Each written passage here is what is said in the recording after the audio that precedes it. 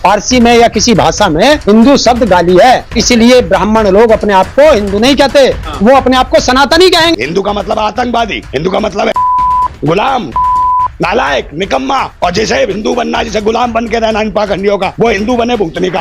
अस्सलाम वालेकुम दोस्तों, आज की वीडियो बहुत इन्फॉर्मेटिव होने वाली है। इस वीडियो के अंदर एक हिंदू किसान लीडर कहता है कि ब्राह्मण खुद को हिंदू नहीं कहते बल्कि खुद को सनातनी कहते हैं, जबकि फारसी जुबान में हिंदू का मतलब एक गाली है।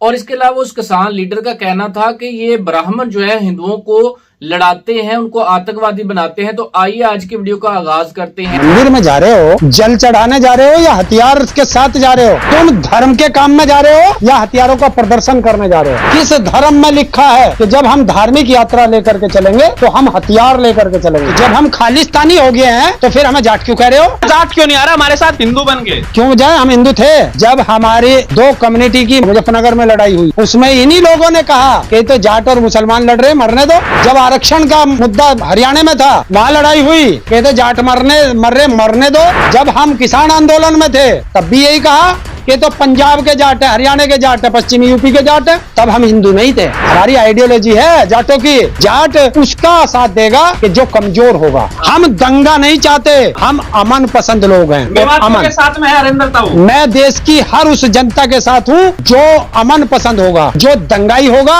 हम उसके खिलाफ है। तो क्या मेवात के समर्थन में पंचायत करोगे? हाँ तो होगी। क्या आप खुद को हिंदू मानते ही नहीं? और अगर आप हिंदू मानते हैं तो आप क्यों इस तरह की यात्रा में आप क्यों नहीं जाते हैं? मैं जाता ही नहीं। क्यों जाए? आप हिंदू नहीं हैं। क्यों? अगर हिंदू है तो राड करेगा? जल चढ़ाने तो जा सकता है ना? मैं हमें जाते ही ना, मैं मंदिर में आप मंदिर भी नहीं ना घूमने जाऊंगे, ऐसे देखते अलीगढ़ जाएंगे। कौन कहता है हिंदू? किसी ब्राह्मण से तू अपने आप को हिंदू कहलवा के दिखा दे। वो अपने आप को हिंदू क्यों नहीं कहता? किसी फारसी में या किसी भाषा में हिंदू शब्द गाली है, इसीलिए ब्राह्मण लोग अपने आप को हिंदू नहीं कहते, वो अपने आप को सनातनी कहें। भूतनी वालों को गाय, गंगा, मंदिर, मस्जिद, हिंदू, मुसलमान, शोभा यात्रा की सब यात्रा इनकी भूतने वाले उतरने वाली है। धार्मिक नहीं है ये उन्मादी यात्रा है। ये देश के भारतवासियों के लिए सब यात्रा निकालने की तैयारी थी। पूरे भारत में दंगा कराना चाहते हैं। आप कह रहे हैं जाटो आओ आओ। जाटों के बारे में तुम नहीं जानते हो। देश की पहली जो रेजिमेंट बनी थी, देश की सबसे पहली रेजिमेंट थी जो फौज में और सेना में, वो थी जाट रेजिमेंट। और जाटों ने इस देश के और मुल्क के लिए जो क्या साथ में दिए, भूतनी वालों तुम क्या जानो? हिंदू है ही नहीं ना वो जानता है हिंदू। हिंदू का मतलब आतंकवादी, हिंदू का मतलब है गुलाम, नालायक, निकम्मा। और जैसे हिंदू बनना, जैसे गुलाम बन के रहना इन पाखंडियों का, वो हिंदू बने भुगतने का। मैं भारतवासी हूँ, जाट भारतवासी है, हर कौम में राजपूत हूँ। नहीं है ना राजपूत हिंदू है ना जाट हिंदू है। इस देश में कोई कौम हिंदू नहीं है। अगर कोई हिंदू कहता है तो ये समझ लेना वो गुलाम है, पाखंडवाद का गुलाम है। जाट इतना बुद्धिजीवी हो गया है, इतना समझदार है, जब वो जाट आंदोलन करता है ना किसानों के लिए, तो मतलब वो खुद तब ये उसे हिंदू नहीं बताते हैं। भूतनी के ये सरकार वाले, ये भारतीय जनता पार्टी के लोग, तब वो कहते हैं जाट है, जाटों का आंदोलन, जाटों का। मैं भूतनी के जाटों का नहीं था, मैं राजपूत था। 13 महीने बैठा गाजीपुर पे। हमारे पता नहीं कितने राजपूत बैठे हो। ये दंगा प्लान था। किसने कराया? मेरे बाप ने कराया।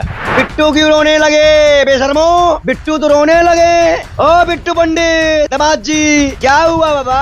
जितने भी कांवड़ यात्री हमारे गए हैं, वो क्या हथियार, बम बारूद, कट्टा और ये सब लेके गए थे कांवड़ यात्रा लेकर? आपने इस्लाम कबूल कर लिया है? कोई इस्लाम कबूल नहीं करता है। इस्लाम कबूल करना इतना आसान नहीं है। हम वसीम रिजवी नहीं है। हम मंदिर भी जाएंगे, मस्जिद भी जाएंगे। जब मोदी जी अल्लाह का पैगाम दे सकते हैं तो ये पंडित भी देश में रहकर हिंदू मुसलमान को एक कर सकता है। जो आतंकवादी है, जो भी चीज में शामिल है, चाहे वो हिंदू हो चाहे मुसलमान, मेरे लिए दोषी, और जो सही है उसके लिए जान लगा देंगे, बलिदान दे देंगे। और वहाँ दोनों नारा गूंजेगा, चाहे श्री राम, नारे तकबीर, अल्लाह अकबर। रोक सके तो रोक लेना कोई। वहाँ यात्रा भी निकलेगी, वहाँ नमाज भी होगी। नबी को मानते हैं? सबको मानते हैं, अल्लाह को मानते हैं, नबी को मानते हैं, उनकी सुन्नतों को मानते हैं, पढ़ते हैं, रोजा भी रखते हैं, रोजा भी रखते हैं और सब करते हैं। इस देश की खूबसूरती है, उसको निभाते हैं। हम मेवात जल्दी जाएंगे, बात चल रही है, बहुत जल्दी वहाँ पे ग्राउंड रिपोर्टिंग होगी।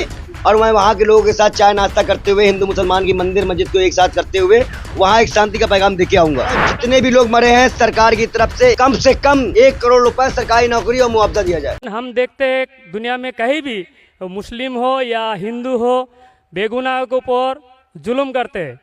वो धर्म के प्रचार पर, जहाँ पर देखिए मुसलमान ज़्यादा है तो हिंदू के ऊपर, और हिंदू जहाँ ज़्यादा है तो मुसलमान के ऊपर। भाई साहब का बहुत अच्छा सवाल है। भाई साहब का सवाल है कि धर्म के नाम पे कत्ल हो रहा है। जब मुसलमान मेजॉरिटी में तो हिंदू कत्ल होता है, जहाँ हिंदू मेजॉरिटी में तो मुसलमान के ऊपर कत्ल होता है, ऐसा क्यों? मैं मानता हूं आपकी बात कि अक्सर आप देखते मेजॉरिटी माइनॉरिटी पे जुल्म करता है। मैं आपसे पूछना चाहता हूं भाई साहब, इस किशनगंज में मेजॉरिटी मुस्लिम की है क्या हिंदू की है?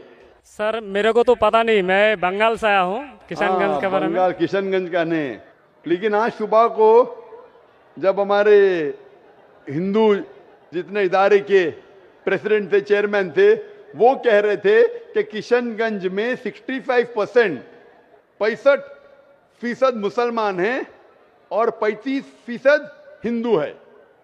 उसके बावजूद इस किशनगंज ये मिसाल है हिंदुस्तान में कि कभी भी हिंदू मुस्लिम का राइट नहीं हुआ। धर्म के नाम पे किसी मुसलमान ने कोई हिंदू को ना कत्ल किया, ना हिंदू ने मुसलमान को कत्ल किया।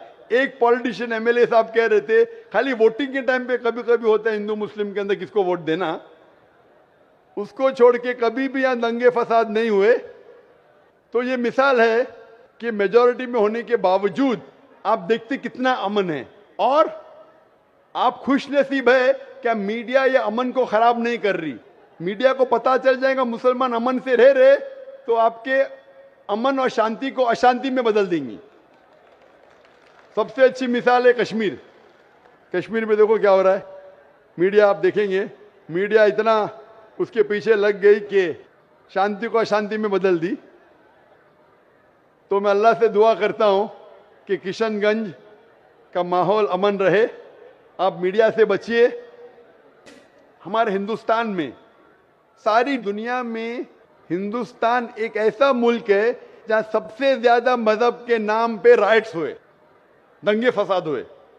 और इसका मैं ब्लेम डालता हूं हिंदुस्तानी नागरिक पे ने, हिंदुस्तानी पॉलिटिशियन पे, क्योंकि अंग्रेज ने हमारे देश को बांटा। अंग्रेज आए थे हिंदुस्तान में तिजारत करने के लिए, लेकिन हम पे हुकूमत की। उनकी पॉलिसी थी डिवाइड एंड रूल, हिंदू मुस्लिम को डिवाइड किया और हम पे राज किया। अंग्रेज तो चले गए, अपनी राजनीति छोड़ गए पीछे। इसीलिए मैंने एक तकरीर किया हूं, इस टेररिज्म मुस्लिम मोनोपोली, और कहा जितने भी आप दंगे फसाद देखेंगे दुनिया में, जितने भी टेररिस्ट एक्ट डायरेक्टली और इनडायरेक्टली कहीं ना कहीं पॉलिटिशियन का हाथ है। चाहे बाबरी मस्जिद लो, चाहे गुजरात लो, चाहे 9/11 लो, चाहे अफगानिस्तान लो, चाहे इराक लो, चाहे पैलेस्टाइन लो, ये सब में राजनीति का हाथ है। लोग चाहते हैं कि हमारे वोट बैंक में लोग हमें वोट दे, तो सबसे आसान तरीका है कि आपस में लड़ाओ मजहब के नाम पे। नहीं तो आमतौर पे मैं समझता हूं हिंदुस्तानी जो नागरिक है, हिंदू और मुस्लिम, माशाअल्लाह आपस में अमन चाहते, आपस में एक दूसरे से प्यार करते। लेकिन इस शांति, इस अमन को अक्सर कुछ लोग अपने फायदे के लिए इसको तोड़ना चाहते हैं, इसको भ्रष्ट करना चाहते। इसीलिए आप देखते कि ये राइट्स होते हैं। अल्हम्दुलिल्लाह किशनगंज एक मिसाल है, और मैं दरखास्त करूंगा किशनगंज के पॉलिटिशियन से कि इस अमन को इंशाअल्लाह बरकरार रखे। आप हक पे रहो, आपको वोट मिलेगा। यहां नहीं मिलेगा, ऊपर तो सीट मिलेंगी। मैं हमेशा पॉलिटिशियन से कहता हूं आप हक पे जमे रहो, चाहे आपका नुकसान हो। यहां सीट नहीं मिलेंगी, ऊपर तो मिलेंगी। ये सीट तो टेम्परेरी है, ये सीट आपकी दुनिया की टेम्परेरी है। कितने साल जिएंगे आप? 50 साल, 60 साल, 80 साल, कितने साल जिएंगे? ऊपर की तो परमानेंट सीट है ना। ये सीट को छोड़िए, आखिरत की सीट की फिक्र कीजिए। तो इसीलिए जो ईश्वर का पैगाम है, खुदा का पैगाम है, अल्लाह का पैगाम है, हक पे रहिए और हक का साथ दीजिए। चाहे आपको यहाँ सीट मिली का नहीं मिली, आखिरत में तो मिलेंगी और वो हमेशा आपके साथ रहेंगी। Hope that answers the question.